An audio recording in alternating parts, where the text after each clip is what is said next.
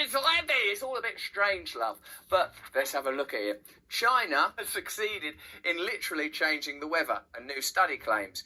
As the South China Morning Post reports, researchers say that during the Chinese Communist Party's centennial celebration, bit of a mouthful, welcome one and all to the free-spirited and fun Chinese Communist Party's centennial celebration. Sit still! Over the summer, weather authorities successfully modified the weather above Beijing to clear the sky. They did so using cloud seeding technology, a long-studied but controversial process that involves shooting silver iodide particles into the clouds with the idea of attracting water droplets to modify the weather.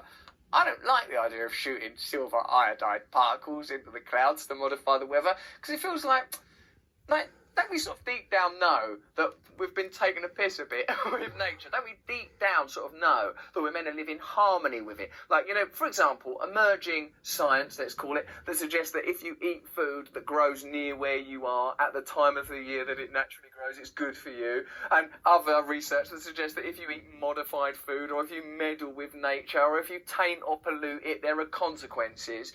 Like, doesn't that kind of chime with you on a deep, deep level? Let alone the fact that weather control sounds like loopy sci-fi stuff. Now, of course, our media reports about Chinese authorities doing it, but what do you think? Like, that's one of the things, you know, with Donald Trump, when he used to go, well, you think we're not doing it? Like, didn't he? He used to say, we think people killed. A lot of killers. Why, you think our country's so innocent? That's one of the things that people used to think, this dude's operating on a different level. The paper by researchers at China's Tsinghua University comes a year after reports that China was dramatically expanding its weather modification program to a test area of 5.5 million square miles. That seems... I can't even conceive of that. 5.5 million square miles. By the year 2025. That's bigger than the entire country of India. Bloody hell! And also, thanks for the reference, so that I don't have to sit for hours imagining miles in my limited mind. Though this isn't the first time China has used cloud seeding technology, it's been dabbling. Don't dabble in weather modification like it's a hobby. Do you play the guitar? I'll dabble in it. Do you speak French? I'll dabble in it. Do you modify the weather against the observable will of God or nature? Yes, alright.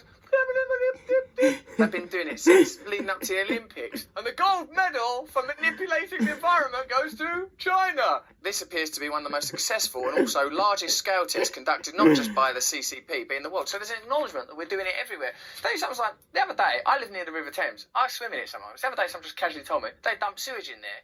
And like, I was like, bloody hell, that ain't right. Is this the best we can do? Dumping shit and manipulating the weather? Yeah, this is the best we can do as long as we want to preserve these systems, which we do want to do, so... It was also not publicised, and part of the Tsinghua researchers' paper focused on the evidence they found that cloud seeding had actually taken place, which included eyewitness reports of rockets being launched into the sky from the mountains outside of Beijing before July the 1st centennial, and accounts of rocket debris after the fact. Though areas of the United States and other countries have tried to use cloud seeding technology to change the weather, professional China warriors have expressed concern that the CCP may use it for nefarious military ends, even though the US military has been trying to make it rain since at least 1967. Yeah, I believe during the Vietnam War there was some weather technology used to create flash floods, although you should probably check that out for yourselves. The successful and large-scale operation in Beijing does, however, raise important questions about the potential military usage of the tech. If one country is able to control its own weather, it could in theory do so elsewhere, which is unwelcome news for anyone who isn't invested in forever wars. Fortunately, the richest people are invested in forever wars, so no need to worry for you guys.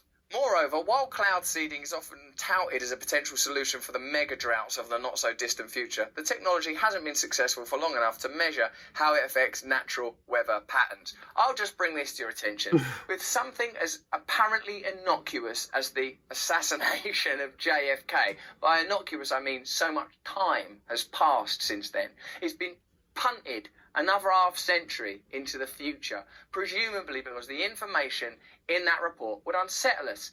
Even royal wills are kept from public eyes because, presumably, there's information in there that would in one way or another unsettle us. So, do you not think it's at least possible that when it comes to things like weather manipulation, we don't know the whole story? Now, this is a little piece in Forbes that ties your favourite and mine Bill Gates, this story. Some people have already said that this has been subject to fact checks and that it ain't entirely straightforward, but I'm going to read it out to you anyway, and you could decide. Microsoft's billionaire founder Bill Gates is financially backing the development of a sun-dimming technology like Mr. Burns. It doesn't say that, but that was in The Simpsons. Time man has yearned to destroy the sun. I will do the next best thing.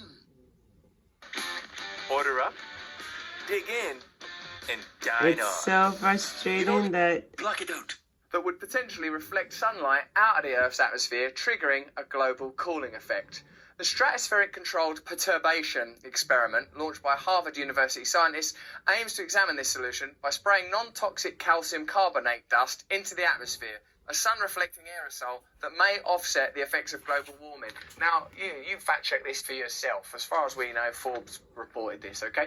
Whether it's the weather manipulation or this particular spraying those carbonated things into the air, David, how long do you want to go on without changing course as a culture? Oh no, this is warming up, shit. Fire these aerosols into the air. Then wasn't that part of the problem? I remember the 80s and 90s, we weren't meant to do that no more. This will only change if we undergo a radical self-survey as individuals and as a culture and start thinking about what we want. And do you know what? Although there will be sacrifice for ordinary people in order to bring about a new world, all change requires sacrifice. You know that already from your own life. It's not going to be worse in the long run. I believe that you won't be able to change the world using the systems that are already in place and pursuing the agenda of those that are already powerful. I believe that different disempowered groups of people all over the world should start looking at forming alliances and getting beyond any perceived differences. And the reason for this is because the people in positions of power have a global purview. They're looking at global solutions. They're operating on a global level. Five Eyes sharing information across the globe. Corporations finding ways to sidestep administration and legislation. So we, the people, have to find new ways to collaborate. And what we have to overcome are our own individual personal weaknesses and prejudices. There's not an expectation that you or I will be perfect. Neither of us are.